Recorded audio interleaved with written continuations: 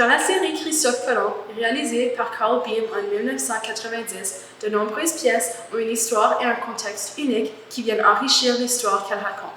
Dans notre dernière vidéo, nous avons examiné les images qui composent son œuvre intitulée Différentes façons de voyager en Amérique du Nord et les significations qui se cachent derrière ses choix artistiques, ainsi que la façon dont elle interagit avec le reste de la collection. Dans cette vidéo, nous allons analyser de la même manière une œuvre de la série Christophe Colomb intitulée Autoportrait en John Wayne probablement. Cette œuvre est unique dans la mesure où elle se concentre sur l'autoréflexion en utilisant des images de l'artiste pour lier ses propres expériences de vie aux thèmes explorés dans l'ensemble de la série. La série étudie l'histoire de l'inégalité et la lutte pour l'égalité des peuples autochtones en Amérique du Nord et encourage les spectateurs à remettre en question l'hypothèse de la domination d'une vision du monde sociétal par rapport à une autre en mettant sur pied d'égalité des images de personnages et d'événements historiques autochtones et non autochtones.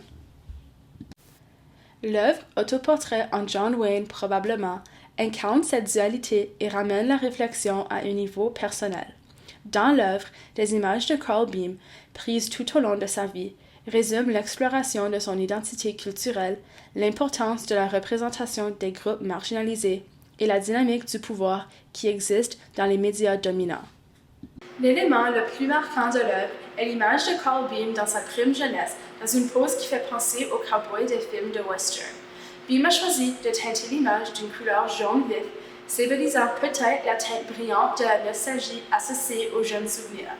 Sous cette photographie centrale, une série de 4 images plus petites tapissent le bas de l'œuvre. Les images sont souvent de couleur gris clair, créant une séparation et un contraste avec le jaune doré de la première image. La première image, grise, représente un homme, probablement Beam lui-même, tenant un crâne de bœuf contre sa tête et se couvrant le visage comme un masque. La photo suivante est un portrait clair et détaillé de Beam à l'âge adulte. À côté, nous voyons une photo de Beam vêtu de la tenue traditionnelle d'un danseur Apache Gone provenant de groupes autochtones du Nouveau-Mexique. Enfin, une photo de groupe montre Beam en compagnie de garçons anonymes de ses années de jeunesse, joyeusement appuyés l'un contre l'autre pour une photo de groupe. Cette sélection d'images constitue une exploration à multiples facettes de l'héritage autochtone de Beam, de l'évolution de sa perception de lui-même et de l'interaction des influences culturelles tout au long de sa vie. Par ailleurs, l'image jaune de Beam, jeune garçon adoptant le personnage de John Wayne, évoque l'impact de la sous-représentation dans les médias et les films, conformément aux luttes directes de Beam en matière d'identité culturelle. Le célèbre acteur américain John Wayne, connu pour avoir souvent joué des rôles de cowboy, était admiré par de nombreux jeunes spectateurs. Cependant, dans ses films, les Autochtones étaient souvent représentés par des stéréotypes sans véritable représentation de leur culture. La fascination qu'éprouve le jeune Beam pour ce personnage de western est la preuve de bataille qui entoure l'identité autochtone en raison des stéréotypes persistants.